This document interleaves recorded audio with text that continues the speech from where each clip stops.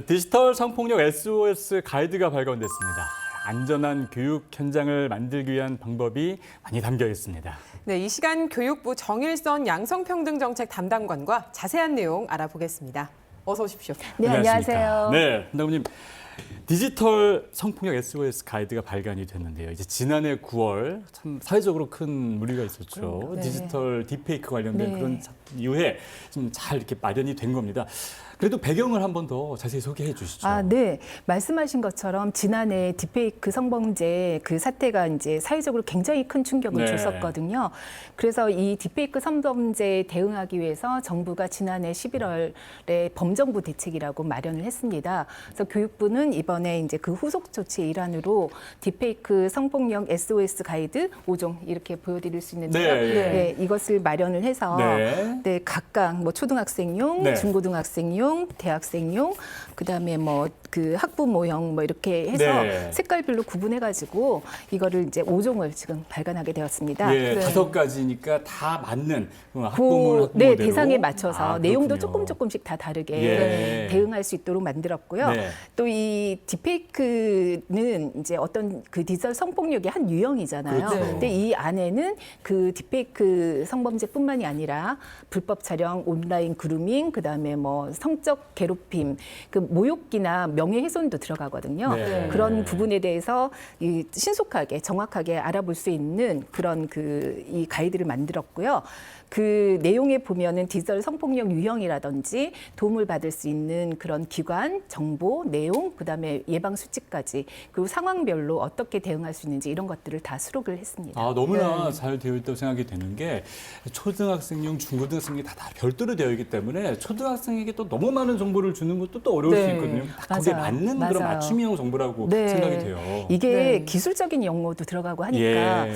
그 학생들이 지금 초등학교부터 대학교까지 있잖아요. 그 레인지가 엄청나게 큰 상황이고 네. 또 초등학생 같은 경우는 용어도 어렵고 네. 오히려 이 내용을 알고 이해하기가 참 어려운 상황이어서 네. 그 이해도를 높이기 위해서 이제 이 학교 급별로 그 초등학교, 중고등학교, 대학생용으로 구성을 했고 네. 또 학생만 한 거는 아니라 그 학생을 지도하고 또 자녀를 또 보호해야 되는 학부모와 교사를 대상으로 네. 또 가이드를 만들어서 그 대응할 수 있도록 했습니다. 예. 그래서 이 모든 그 학교 교육 주체라고 하거든요. 학생하고 학부모, 교사 이렇게 3주체가 모두 필요한 그런 가이드를 만들어 보자라고 생각을 해서 만들었고요. 네. 상황에 따라서 이 포인트가 조금 다른데 예. 한 가지 예를 들여다보면 하나 만약에 피해 사실이 발생을 하면 그 피해 학생 입장에서는 가장 두려워하는 게 피해 사실을 당했다는 것보다 부모가 알까 봐 맞습니다. 그 걱정을 네. 제일 많이 하거든요.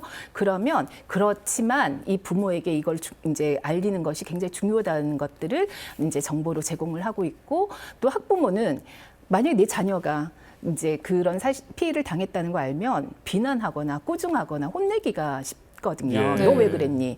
근데 그렇게 하면 안 된다는 얘기와 네. 좀 경청하고 공감하고 그다음에 이걸 어떻게 대응할지 이런 것들을 가지고 가야 되니까요. 그리고 또 교사 입장에서 보면은 학생한테는 부모한테 알리는 게 되게 중요하다. 이 시점에서 그런 것도 알려주고 또 오히려 이제 학부모한테는 혼내거나 비난하는 것이 아니라 같이 이 사태를 초기 대응하고 또 이제 증거를 확보하고 이런 실질적인 방법이 뭔지 예. 중재하는 노력들을 팁으로 제공을 하고 있습니다. 네. 네. 학생과 학부모, 교사별로 나눠서 내용이 각각 담겨 있는 건데 네. 또 하나 주목할 만한 게 가해자와 주변인 또 피해자 각각의 상황을 나눠서도 담겨 있다고 하는데 이 부분은 어떻게 구성이 되어 있나요? 네, 말씀하신 것처럼 피해자를 위한 가이드는 정말 너무 당연하게 필요한 네. 거잖아요.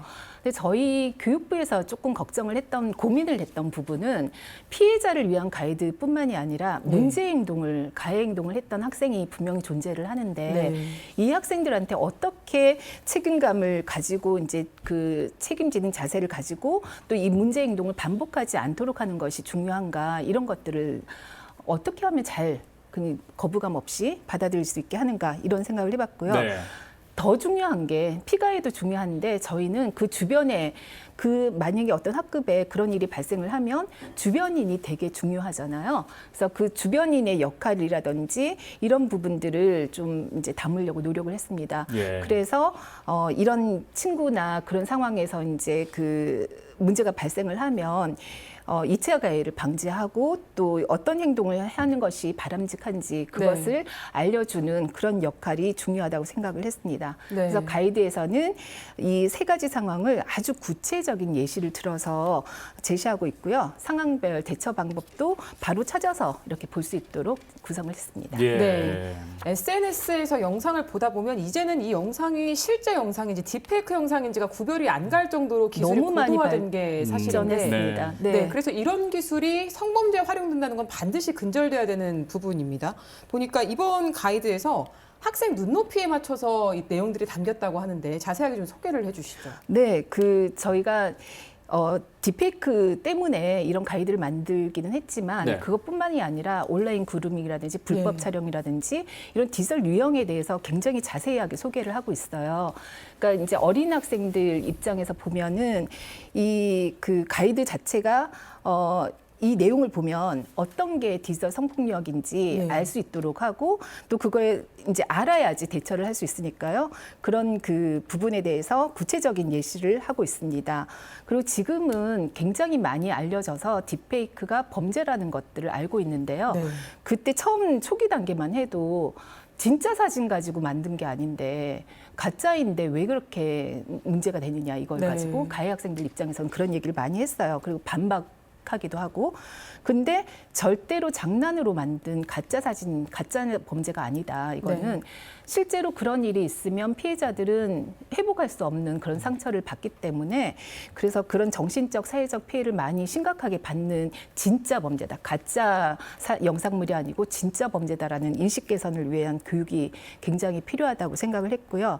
그래서 본 가이드는 이제 초기 대응뿐만이 아니라 이런 인식 개선, 예방 교육에도 활용될 수 있기를 기대하고 만들었습니다. 네. 이 가이드를 보면 디지털 성범죄 유형별로 처벌 수위가 다 나와 있습니다. 네. 이게 굉장히 중요한 역할을 할 것 같아요. 네. 그 처벌 수위를 저희가 넣을 거에 대해서 고민은 좀 했어요. 그러셨군요. 교육의 입장에서 보면 네. 처벌하고 징계를 주고 하는 게 능사는 아니고 또 바람직하지도 않을 수도 있어요. 어떻게 보면. 그런데 지난 그 딥페이크 사태를 겪으면서 그걸 계기로 학생에 대해서는 가해했던 학생에 대해서는 어느 정도는 엄정한 조치가 필요하다는 그런 사회적 합의가 이루어지고 있는 단계라고 생각을 합니다. 왜 그러냐면 디지털 성폭력 같은 경우는 고의성이 높고요. 반복적으로 이제 그게 행위가 되고 또 피해자 입장에서 보면은 정말 완벽한 삭제가 가능할까? 그렇죠. 내가 심지어 이런 말씀 드리면 조금 그렇지만 스스로 목숨을 이렇게 버리는 상황에서도 그 영상은 남아서 계속 이렇게 업로드가 되거든요. 그래서 이 피해자에게 완벽한 회복이 가능한가 이런 문제가 있기 때문에 이런 특수성을 고려해서 어느 정도 엄정한 조치, 처벌이 필요하다라는 생각을 하고 있습니다. 만약에 여기 이제 처벌 내용이 나오는데 최대 7년이라는 거가 예전에는 직접 사진기를 들고 이렇게 찍는 직접적으로 내가 그 장면을 찍었을 때 해당되는 거거든요. 찍거나 유포했을 때. 근데 딥페이크 성범죄 사태 이후에는 가짜로 이렇게 합성을 했다 하더라도 동일한 처벌을 하도록 그렇게 하고 있습니다. 그렇군요. 지금 저희가 자료를 준비했는데요. 보면서 한번 말씀을 들어볼까요? 네, 어떻습니까? 지금 나오는 것처럼 징역 최대 5년, 벌금 최대 5천만 원이라고 돼 있는 부분이 예전 같으면은 직접 사진을 찍어서 이제 촬영하고 유포하는 것만 했는데 그 밑에 보시면 딥페이크 성적 영상물 제작 유포라고 해서 이제 딥페이크로 만들어진 그런 사진이라 하더라도 똑같이 징역이 최대 7년에서 벌금 최대 5천만 원으로 굉장히 처벌이 강화됐습니다. 이게 지난해 10월에 법 개정이 빠르게 이루어졌거든요. 유포할 목적 없이 만들어진 맞습니다. 딥페이크도 징역 최대 7년이군요. 네, 맞습니다. 그리고 소지 구입 저장 시청이라고 나오잖아요. 예전에는 단순히 내가 가지고 있고 나만 보는 데라고 했을 때는 이게 처벌이 되지 않았는데 그게 이제 문제다. 그래서 단순히 소지하고 보기만 해도 처벌이 대상된다. 이런 거를 알려줘야 되기 때문에 저희가 이 가이드 안에도 이런 처벌 조항이나 이런 것들을 넣어서 경각심을 가질 수 있도록 그렇게 구성을 해봤습니다. 예, 네. 말씀하신 대로 사실 딥페이크 처음 나왔을 때 내가 그냥 가지고만 있고 난 만들지 않았는데 맞아요. 이게 무슨 범죄야? 딱 그 하시는 포인트예요. 네, 네, 그렇죠. 네. 예, 전 분명히 범죄입니다. 뿌리지도 않았고 난 그렇죠. 내가 보고 내가 가지고만 있었어. 예. 이것도 처벌 대상이 됩니다. 네. 말씀하신 그런 내용들을 포함해서 결국에는 이 디지털 성범죄를 예방하기 위한 목적으로 이 가이드북이 마련됐다고도 볼 수 있는데 맞습니다. 이번에 보니까 포티캣이라는 예방 수칙이 새롭게 제시가 됐습니다. 이거 어떤 내용인지 궁금한데요. 아, 네. 저희가 작년에부터 이제 포티캣 캠페인을 이제 그 전개를 하고 있는데요. 예. 이름 처음 들어보신 네. 분들 계시죠? 포티캣은 포토, 사진. 하고 그다음에 에티켓 그걸 합성한 아. 용어예요. 네. 저희 교육부에서 만든 용어고요. 그게 뭐냐면 요즘 아이들은 이거 하지마 한다고 해서 못하게 할 수가 없잖아요. 예. 네. 사진 찍는 거는 일상이 됐어요. 저희도 왜 밥 먹기 전에 사진 다 찍고 올리잖아요. 네. 그런 것처럼. 그래서 사진 찍기가 일상인 학생들한테 이거 사진 찍지 마, 올리지 마 이렇게 하는 게 바람직할까? 그게 또 금지가 될까? 이런 생각을 해서 아이들이 긍정적으로 참여할 수 있는 걸 만들어 보자. 네. 그 일상적인 예절로 내면화시키자라는 생각을 해서 그렇게 불법 촬영을 하지 마 이렇게 하는 게 아니라 이렇게 올바르게 촬영 문화를 만들어 보자라고 예방을 하다 보면 네. 네. 궁극적으로 불법 촬영을 하지 않게 되겠다라는 생각으로 그 예방 효과를 달성하는 그런 걸 했고요. 예. 지금 나오는 것처럼 포티캣 그 사수칙이라고 있습니다. 예. 캐릭터가 참 귀엽네요. 포티포포라고 해서요. 예. 그 포티포포라는 캐릭터를 통해서 저기 MBTI도 있어요. 아, 포티는 그렇군요. T가 들어가서 T고요. 네. 네. 포포는 F가 들어가서 F입니다. 네. 그래서 이 성격이 상반되는 이 아이들이 그 캐릭터들이 이제 서로 얘기하는 거예요. 이제 찍기 전에 친구랑 찍기 전에 먼저 물어보는 거. 상대방의 동의를 구해야 되니까 찍어도 되니라고 물어보고요. 네. 두 번째는 찍을 때 이제 같이 찍을래? 그러니까 안 찍고 싶을 수도 있잖아요, 그렇죠. 제가. 네. 그러면 모자이크를 하는 게 아니라 같이 찍을지, 함께 찍을지를 먼저 물어보는 거. 그다음에 세 번째는 공유 전에 그냥 막 올리는 게 아니라 내가 찍었다고 막 올리는 게 아니라 올려도 되니? 네 사진인데 올려도 되니? 라고 물어보는 거. 네. 그다음에 네 번째 이제 공유를 했어요. 했는데 내가 너무 안 이쁘게 나온 거예요. 네. 싫어요. 그러면 지워달라고 할 때 그래 지울게. 너 올려도 된다고 했잖아라고 하고 난 내 거니까 내 맘대로 이거 아니고 이제 지워달라고 하면 바로 지워주는 그 단계, 4단계에 그거는 쉬워요. 네. 그래서 네. 이게 단계로 생각해보면 다 4단계 모두 상대방한테 물어보는 거, 동의를 구하는 거. 예. 그래서 일상생활에서 예절을 갖추는 것처럼 사진 찍을 때도 포티켓을 지키자라는 의미에서 저희가 포티켓 캠페인을 전개하고 있습니다. 네, 네. 캐릭터도 굉장히 귀엽고 해서 이 포티켓 캠페인은 아이들에게 굉장히 좋아해요. 좋아할 것 같습니다. 네. 예. 그래서 학교에서도 이 캠페인에 대한 저항감이 없고요. 그렇죠. 네. 호응을 많이 얻고 있습니다. 예. 자, 디지털 성범죄 피해를 받았을 때 일단 피해자 입장에서는 이걸 어떻게 해야 하나 가장 먼저 고민이 될 것 같아요. 부모님에게 일단 말씀드린 게 굉장히 중요하겠지만 맞아요. 그 부분에 네. 있어서는 걱정이 되는 부분도 있을 것이고 네. 피해를 입었을 때 도움을 받을 수 있는 기관 그 네. 부분은 어떤 것들이 있을까요? 그거는 이 5종 모두에 그냥 빵하게 강조해서 담겨 있군요. 네. 왜냐하면 제일 먼저 알아야 되니까 예. 피해를 입었다고 생각을 하시면 이제 오프라인으로는 아까 그 진행자 말씀하신 것처럼 학교나 또 학교의 경찰청에서 SPO라고 학교 전담 그 경찰관들이 나와 계시거든요. 네. 그래서 그분들한테 그냥 가서 이렇게 얘기하고 신고할 수 있고요. 예. 그다음에 이제 보시는 것처럼 피해 신고 중에 경찰청 112는 누구나 네. 알잖아요. 범죄 신고. 예. 아무것도 생각이 안 난다? 그럼 112 누르시면 되고 또 학교에서는 저희 교육부에서도 그렇고 굉장히 많이 홍보된 그 학교폭력 신고센터 전화가 117로 있습니다. 네. 그래서 아이들이 학폭이 있으면 117 이렇게 생각하거든요. 예. 네. 이것도 학폭처럼 117로 전화하면 바로 연계를 해줍니다. 그리고 이제 추가로 되는 게 1377이라고 해서 방송통신심의위원회가 있습니다. 예. 네. 거기 1377로 전화를 하면 바로 신고하고 상담할 수 있도록 돼 있고요. 한 라인이고요.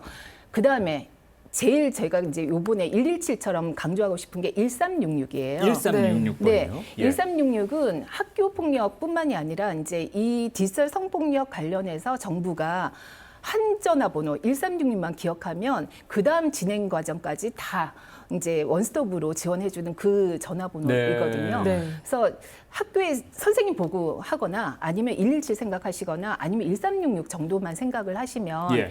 이 학생들이 자기 피해 상황을 바로바로 피해 신고를 할 수 있을 것 같습니다. 네. 그리고 이제 뭐 성범죄 상담 챗봇으로 요새는 뭐 이렇게 바로 이제 그 폰으로 할 수 있으니까 예. 그런 것도 가능하고요. 예. 네. 디지털 성범죄로 혹시나 지금 피해를 겪고 계신 분들이 있다면 이 번호를 꼭 좀 네. 기억하셔서 도움을 받으셨으면 네, 좋겠다는 그리고 또 생각이 중요한 게 이제 그 삭제 지원이잖아요. 그렇죠. 네, 신고도 신고인데 나는 정말 이 사진 이거 어떻게 해야 될지 모르겠다라고 이 할 부분 때 너무 중요합니다. 네. 그러면은 그 피해 상담하고 삭제 지원을 하는 국가가 운영하는 기관들이 있어요. 예. 네. 그 나오는 중앙 디지털 성범죄 피해자 지원 센터라고 해서 전화번호도 나오는데 그냥 모르겠으면은 초록창이나 아니면 검색창 그 포털 같은 데 가서 네.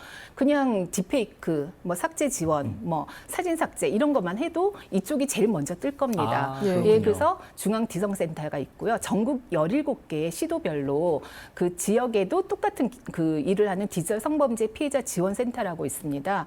그리고 특히 이 서울, 경기, 부산 같은 경우는 지자체가 이 삭제 지원까지 연계해서 하는 곳이니까 기억해 두시고 그 지역에 136에 전화하시면 지역으로도 바로 연결해주고 삭제 지원 기관도 연계해주고 하니까 네. 네. 잊어버리지 말고 기억해 주시면 좋겠습니다. 네, 지금 네. 소개를 너무 잘 해주셨고요. 또 오늘 가지고 오신 5개 가이드북에 네, 또 네, 다 네. 하나하나 소개되어 네, 네, 네. 있다는 사실 네. 기억하시면 좋을 것 같습니다. 그리고 하나 말씀드리고 싶은 예. 게 네. 그 아이들 중에는 부모 모르게 삭제 지원할 수 있어요라고 묻는 경우가 그렇죠. 많아요. 알려야 되는데 네. 정말로 못하는 애들이 있거든요.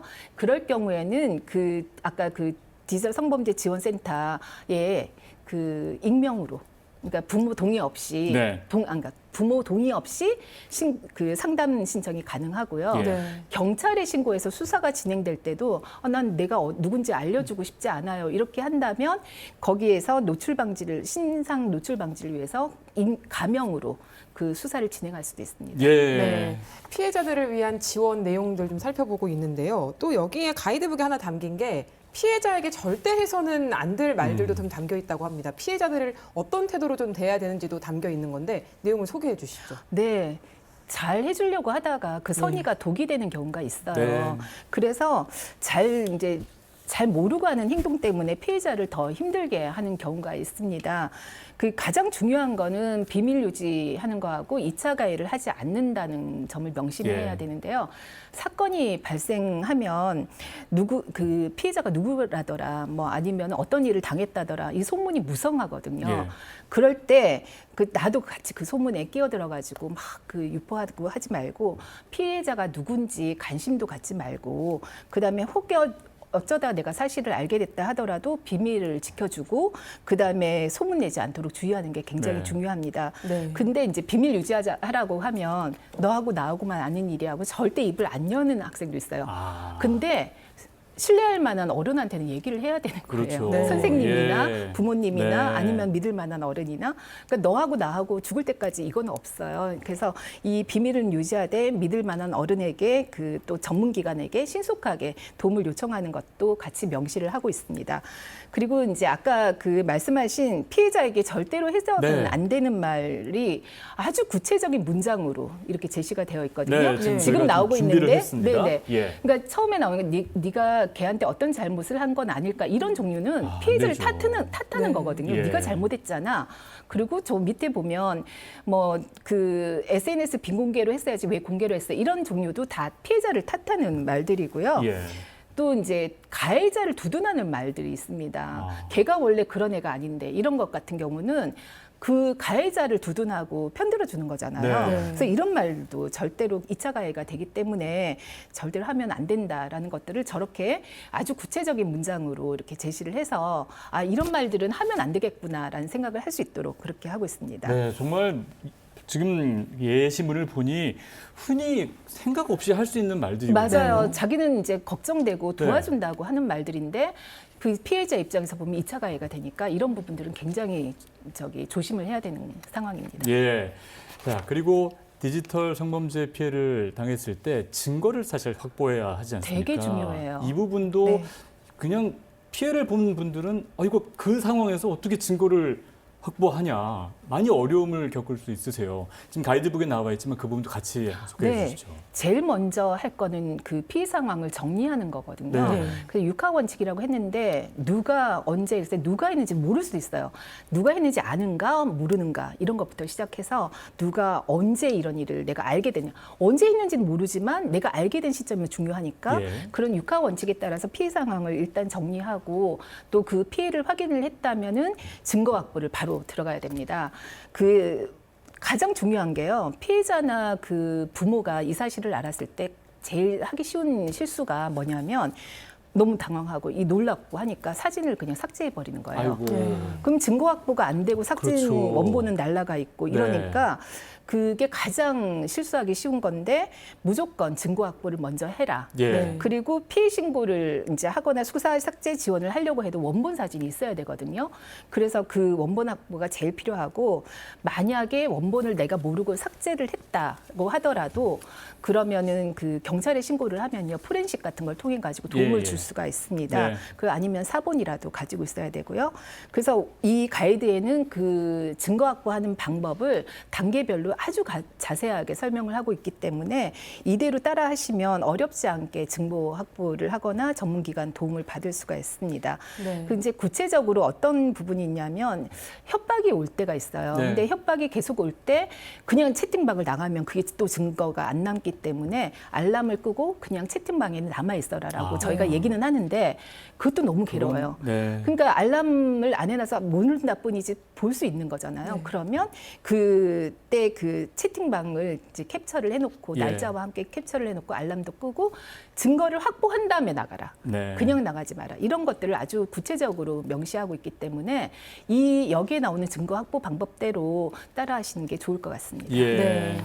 가이드북 내용 구체적으로 살펴봤는데요. 이 가이드북이 지금 현재 교육 현장에 배포가 돼 있습니다. 학교나 이런 데서 활용을 할 수가 있는 건데 구체적으로 이 가이드북을 활용할 수 있는 사례를 좀 알려주시면 좋을 것 같아요. 네, 처음에 저희가 이 가이드북을 만들 때는 그러니까 이제 문제 상황이 발생했을 때 학생이나 뭐 주변인 피해자 입장이 돼서 이제 이 어떻게 대응할 건가 그런 것들도 알려주고 또 학생뿐만 아니라 이제 학부모나 교사가 당황하지 않고 대응할 수 있도록 초기 대응을 잘 할 수 있게 쉽게 찾아보는 그런 대응 자료로 만들었거든요. 예. 실제로는. 근데 발간하고 나니까 되게 좋았던 게 제일 반가웠던 소식이 그 전국에 말씀하신 것처럼 초중등 학교, 대학교까지 다 이게 배포가 됐어요. 예. 학부모, 교사까지 갔지만 그냥 학교 현장에서 이거를 보니까 이 가이드가 대응 초기에 그냥 내가 찾아보는 정도가 아니라 예방교육 자료로 굉장히 훌륭한데? 라는 네. 얘기를 하시는 거예요. 그래서 저희가 생각하지 못했던 처음에 기획 의도는 아니었으나 이게 실제 교사 연수나 아니면 대학에서 선고충 상담을 하시는 그 전담 인력에게 예방교육 자료로도 활용이 되겠구나. 그런 생각을 해서 기대가 큽니다. 굉장히 네. 반가운 소식입니다. 예.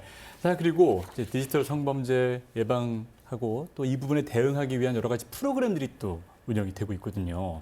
이 부분들은 어떻게 진행되고 있나요? 네, 저희 교육부하고 17개 시도 교육청이 같이 그 특별 교부금 사업이라고 해서 하고 있는데요. 23년부터 불법 촬영 그 예방 및 근절 사업을 쭉 해오고 있는데 올해는 특별히 디지털 성폭력 그 주제를 좀 추가하고 강화해서 이 사업을 진행을 하고 있습니다. 네. 그 특히 이제 6월 달부터는요. 초중고 학교 400개를 선정을 해서 전문가들이 학교에 직접 찾아가요. 가서 이제 불법 촬영 취약 공간, 뭐 화장실이라든지 탈의실 뭐 이런 공간이 있잖아요. 거기를 이렇게 다 점검도 해주고 또 디지털 성폭력 예방되는 그 현장 컨설팅을 해서 학교에 알려드려요. 예. 이러이러한 부분들은 개선하는 게 좋겠다라고 알려드리는 것을 한 6월 달부터 지금 하고 할 계획이고요. 이때 이제 이 가이드 들고 가서 같이 대응 할 수 있는 현장 교육도 함께 진행할 계획입니다. 네. 그리고 아까 말씀드렸던 소개했던 포티켓 캠페인 있잖아요.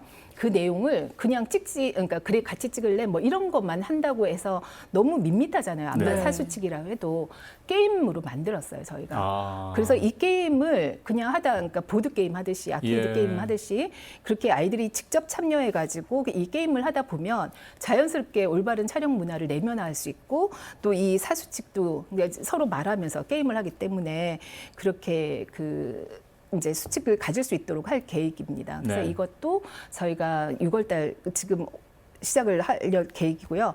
대학교 지금은 초중고 중심으로 말씀드리긴 했는데 대학교에도 축제 기간에 이게 뭐죠? 천막 같은 거 치고 네, 부스 만들잖아요. 예. 우리 축제 때 그렇죠. 해보셨죠? 예전에 다 네, 활용을 해보셨죠? 했었죠. 예. 그 중에 한 공간을 저희가 학교 측하고 얘기해서 네. 공간을 얻었어요. 그래서 거기에 디지털 성범죄 또 교제 폭력 이런 게 많으니까 그 예방 프로그램을 아주 재밌게 만들었어요. 네. 그 제목도 연애의 참견이라는 프로그램이 있는 것처럼 연애의 따뜻한 참견이라고 해서 저희가 이걸 하면 안 되니까 그 안 되는 팁이나 성지 감수성을 높일 수 있는 거 이런 것들을 프로그램을 만들어서 체험 부스를 운영을 하고 있습니다. 예. 네. 지난주 목요일 금요일에 상명대부터 시작을 했는데요.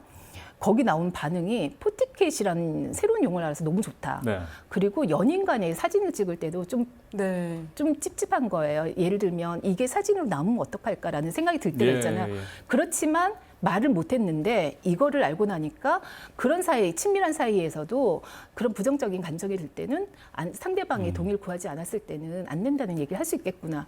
이런 얘기를 직접적으로 해줘서 굉장히 보람이 있었습니다. 네. 그리고 이 밖에 좀 다양한 콘텐츠, 그다음에 뭐 직무연수 이런 거 통해서 학교 현장에서 바로바로 적용할 수 있는 그런 프로그램을 만들어서 제공하려고 노력을 하고 있습니다. 네. 네. 이 디지털 기술이 계속 발전하면서 디지털 성폭력도 계속 일어나고 있는데 이제 앞으로 새로운 유형의 어떤 또 디지털 성범죄가 발생할지도 지금 모르는 상황인데요. 이러한 흐름 속에서 어떤 대응 방안을 갖고 계신지 마지막으로 말씀 부탁드립니다. 네, 많이 걱정이 돼요. 기술 발전을 우리가 못 따라가니까 네. 지난해 딥페이크 사태를 겪으면서 생각한 게 사안이 발생하고 나서 후속 조치를 하는 거는 아무리 빨리 해도 한계가 있더라. 네. 이런 생각이고요. 교육부가 솔직히 어느 부처보다 빠르게 신속하게 대응했다고는 했는데 이미 발생한 피해자의 그 고통이나 이런 걸 생각을 하면 책임감도 많이 느끼고 또 이제 마음도 아프고 그런 상황입니다. 그래서 기술 발전이란 게 너무 하루가 다르게 발전을 하다 보니까 그 방향을 예측해가고 저희가 먼저 가 있을 수는 없잖아요. 예. 그 매번 뒤만 쫓아가게 되고 그다음 네. 후속 조치만 하는 거라서 그거보다는 그 학생들의 인식을 개선을 하고 올바른 가치관을 정립시키는 게 더 바람직하겠다. 그러면 어떤 도전이 와도 우리가 빠르게 그리고 아주 흔들리지 않고 대응할 수 있겠다 이 생각을 해봤습니다. 그래서 결국은 핵심이 디지털 세상을 사는 이 디지털 네이티브 세대라고 하잖아요.